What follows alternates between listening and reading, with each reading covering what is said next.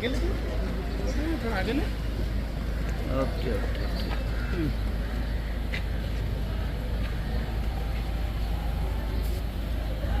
एकदम perfect.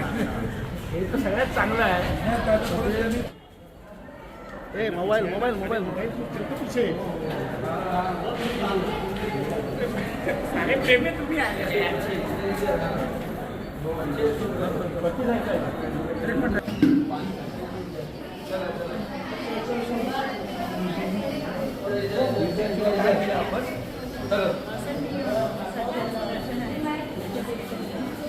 Mobile mobile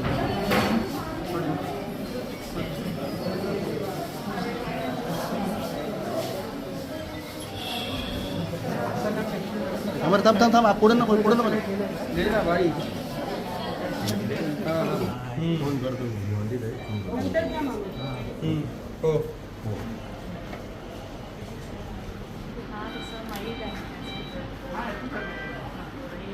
self meeting self एक आठवड्यामध्ये साधारणतः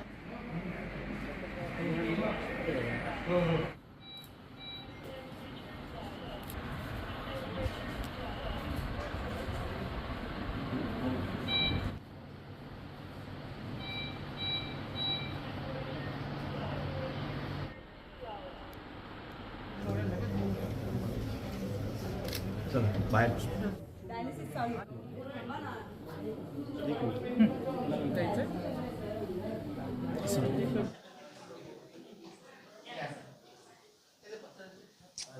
ये साइड मग समोर. ओके मॅडम इकडे. त्या HMPV म्हणून नवीन व्हायरस जो आलेला आहे, आत्तापर्यंत 2-3 जागेवर शिरकाव केल्याचं आपण पाहिलं असेल. महाराष्ट्र शासनाने देखील त्याविषयी ज्या काही काळजी घ्यायची असेल किंवा काही मेसेज टाकलेले आहेत, तर त्या संदर्भात IGM रुग्णालय हे भिवंडीतील उपजिल्हा रुग्णालय जरी असले तर भिवंडीतील 8 ते 10 लाख लोक जिथे येतात, ट्रीटमेंट उपचार घेतात. आणि म्हणूनच साहजिकच भिवंडीसारख्या शहरात या रुग्णालयाला फक्त याच्यासाठी भेट दिली की या व्हायरस संदर्भात उद्या असा काय प्रकार घडला तर कशा प्रकारचं नियोजन हे केलेलं आहे. म्हणून त्या संदर्भात मी भेट घेतलेली आहे. ह्या रोगाविषयी खास करून लोकांना आपल्याला देखील सांगतो, घाबरायचं काही कारण नाही. कारण कोरोनापेक्षाही कमी क्षमतेचा हा व्हायरल आहे. म्हणून घाबरायचं काही कारण नाही. उलट घाबरून न जाता असा काही प्रकार घडला तर त्वरित याच्यावर आपण सगळ्यांनी उपचार करावे. 2 ते 3 दिवसात 4 दिवसात सहज पेशंट बरा होऊ शकतो. आणि म्हणून सगळ्यांना कोणालाही घाबरायचं कारण नाही. आणि इथं IGMमध्ये चांगली व्यवस्था मॅडमने केलेली आहे. धन्यवाद. आहे आणि साधारणतः ह्याचा इन्क्युबेशन पिरियड 5 ते 7 दिवस आहे. आणि हा इन्फेक्शन जे आहे याचा प्रसार जो आहे म्हणजे याचा स्प्रेड हा ड्रॉपलेट इन्फेक्शन म्हणजे थुंकीद्वारे, श्वसनाद्वारे याद्वारे होतो. तसंच टचद्वारे पण होतो. तर हा जो कोविड व्हायरस आहे त्या कोविड व्हायरसमुळे जे होणारं इन्फेक्शन आहे ते युज्युअली अप्पर रेस्पिरेटरी ट्रॅक म्हणजे श्वसन मार्गातील वरील भाग आणि खालचं न्यूमोनिया हे दोन्ही याला अफेक्ट करत होतं. तसंच त्याच्यामध्ये थ्रॉम्बो एम्बोलिझम म्हणजे ब्लड व्हेसल्समध्ये रक्ताची गाठ होणे असं होतं. तसं ह्या प्रकारच्या व्हायरसच्या इन्फेक्शनमुळे फक्त अप्पर रेस्पिरेटरी ट्रॅक इन्फेक्शन आणि सौम्य स्वरूपाची लक्षणं जशी फ्लू सारखी लक्षणं, सर्दी, खोकला, ताप आणि अंगदुखी अशी लक्षणं आढळून आलेली आहे अकॉर्डिंग टू लिटरेचर. आणि ही लक्षणं जर आढळली आपण तर त्याच्यासाठी आपल्याला सिम्पटमॅटिक ट्रीटमेंट घ्यायची आहे.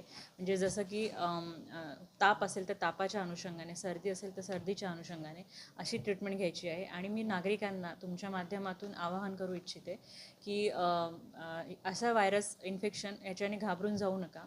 हिवाळ्यामध्ये आणि उन्हाळ्याच्या सुरुवातीला बऱ्याच वेळा त्याच्यासाठी पोषक वातावरण असतं व्हायरससाठी, फ्लू लाईक व्हायरससाठी. त्याच्यामुळे त्याचं थोडंसं वाढ होण्याची शक्यता असते. परंतु आपण काळजी घ्यायची आहे की गर्दीची ठिकाणं आपण टाळायची आहे. दुसरं गोष्ट जे पण गरोदर माता आहेत, लहान मुलं आहेत लेस दॅन 5 इयर्स आणि सिनियर सिटीजन 60 वर्षापेक्षा वरील या सगळ्या रुग्णांची आणि ज्यांची इम्युनिटी कमी आहे, जसं डायबिटीस आहे, HIV पॉझिटिव्ह रुग्ण आहे किंवा कॅन्सरची ट्रीटमेंट चालू आहे, असे ज्या हाय रिस्क पॉप्युलेशन आहे त्यांना शक्यतो गर्दीच्या ठिकाणी जाऊ द्यायचं नाही आहे. आणि तरीही काही कोणालाही अशी लक्षणं आढळली तर IGM हॉस्पिटलला या तुम्ही. आपल्याकडे सगळ्या ट्रीटमेंट सुविधा याच्यासाठीच्या अवेलेबल आहे. रेस्पिरेटरी ट्रॅक इन्फेक्शनसाठी मिळणारी जी काही औषधोपचार आहे ती सगळी आपल्याकडे अवेलेबल आहे. आणि ह्याच्याबद्दलच्या उपाययोजना सांगायच्या झाल्या तर IGM हॉस्पिटलतर्फे आपण ह्या सगळ्या रुग्णांची डेली रिपोर्टिंग करतो. रेस्पिरेटरी ट्रॅक इन्फेक्शनची पेशंटची पिडियाट्रिक OPD ते असू दे नाही तर जनरल OPD त्यांची नोंद घेतो आणि ती त्यांच्या औषधोपचारांची पण नोंद घेतो. तसेच आपण शासनालाही कळवतो जर वेळोवेळी असे जे काही पेशंट आले तर. दुसरी आपण उपाययोजना केलेली आहे की इन्फ्लुएन्झा लाईक इलनेस म्हणजे ILI असं आणि सारी म्हणजे सिव्हिअर ॲक्यूट रेस्पिरेटरी इन्फेक्शन हे 2 जे प्रकार आहेत त्याच्यातला हा व्हायरसचा इन्फेक्शन मोडतो आहे. त्याचं आपण रिपोर्टिंग आणि अजून चांगल्या प्रकारे रजिस्टर मेंटेन ठेवणार आहोत जेणेकरून रुग्णांना आपल्याला ट्रेस करता येईल. दुसरं गोष्ट आपण आयसोलेशन वॉर्ड 5 बेडचा आयसोलेशन वॉर्ड तयार केलेला आहे ज्याच्यामध्ये संपूर्ण औषध उपाययोजना आणि इमर्जन्सी मेडिसिन्स अवेलेबल केलेले आहे. मल्टीपॅरा मॉनिटर पण त्याला लावलेले आहे. इन केस जर असा पॉझिटिव्ह रुग्ण आपल्या परिसरात आढळलाच तर आपण त्याच्यासाठी आयसोलेशन वॉर्डची स्थापना केलेली आहे.